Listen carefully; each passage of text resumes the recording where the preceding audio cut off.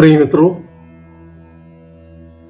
इस्राएली जनता को मिस्र की गुलामी से छुड़ाकर प्रतिज्ञात देश की ओर ले जाने के लिए ईश्वर ने मूसा को नियुक्त किया। 40 साल की संघर्षमय घटनाओं के बाद मूसा ने ईश्वर की चुनी हुई उस जनता को कनान देश की सीमा तक पहुंचाया। आगे बढ़ने की अनुमति उसको नहीं थी, इसलिए ईश्वर के आदेशानुसार मूसा अपने विश्वस्त सहायक योशुआ को जनता के नेता के रूप में नियुक्त करता है। मूसा ने योशुआ को पास बुलाकर सभी इस्राएलियों के सामने उससे कहा, दृढ़ बने रहो और डारस रखो।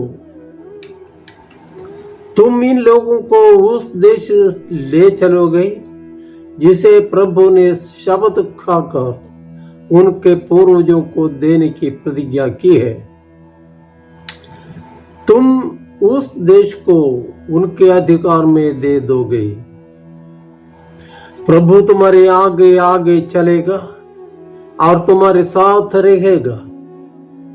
वो तुम्हें निराश नहीं करेगा और तुमको नहीं छोड़ेगा। भयभीत न हो और मत डरो। ईश्वर दुर्बल लोगों को चुनकर बड़े बड़े कार्यों को पूरा करने के लिए नियुक्त करता है। मूसा को राजा के हाथों अपनी हत्या होने का डर था, इसलिए वो मिस्र देश से ही पलायन कर गया।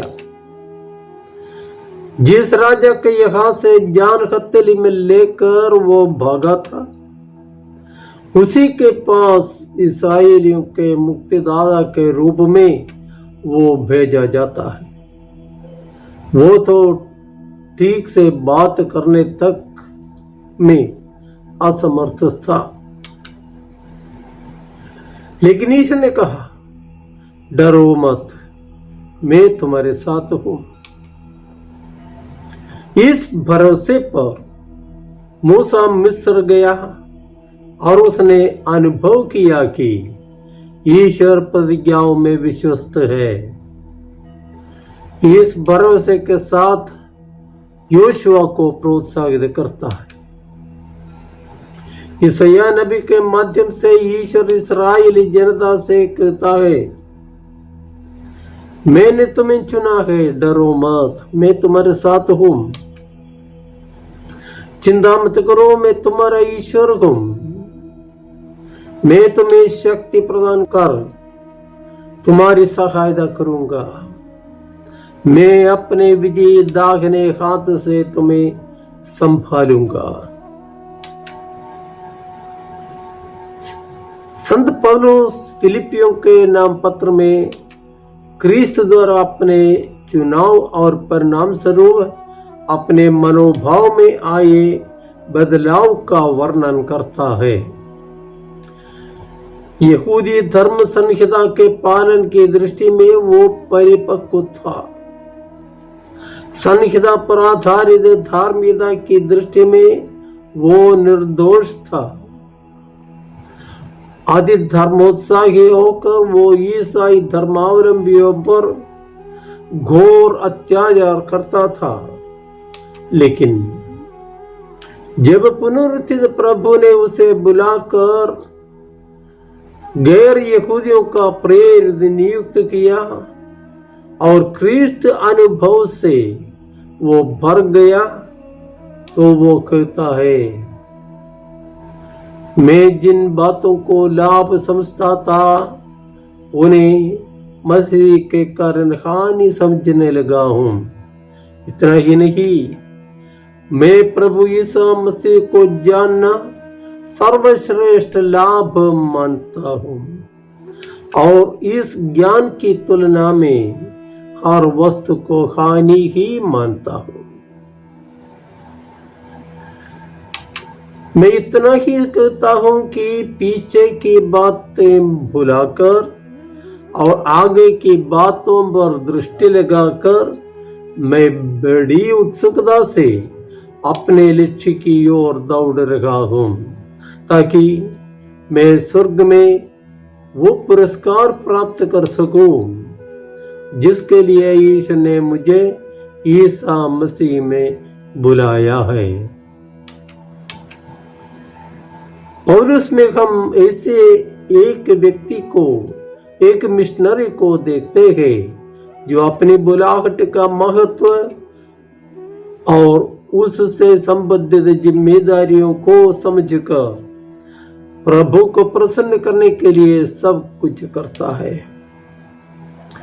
बुलाहट एवं नियुक्ति के इन विचारों को मन में रखकर हम आज के सुसमाचार पाठ पर मनन करें। संत मार्कुस बुलाहट और नियुक्ति का अति सुंदर ब्यौरा देता है। यीशु ने क्यों अपने शिष्यों को बुलाया, उन्हें कैसे शिक्षित किया और उनकी नियुक्ति का उद्देश्य क्या था। गुरु के साथ रहकर उसके मुख से सीखना,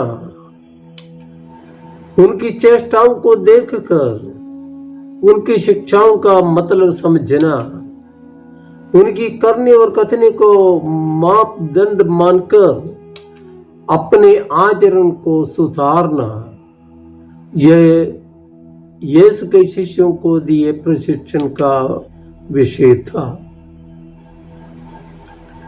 संत योहन रचित सुसमाचार अध्याय 1 में एक दिलचस्प घटना वर्णित है। योहन बपतिस्ता यीशु को दिखाकर कहता है, देखो ईश्वर का मेमना।